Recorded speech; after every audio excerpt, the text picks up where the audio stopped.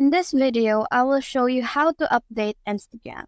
Now, the very easy way to do this is to go to your App Store or Play Store, and you can just search for Instagram.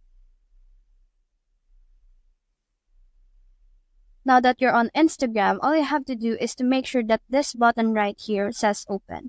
If this says update, you just have to update your Instagram to its latest model.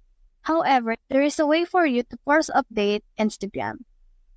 So we're going to settings, scroll down and tap on apps, click on apps again, and then we just have to search for Instagram. Now that we're on Instagram, all we have to do is to tap on storage and then click on clear cache.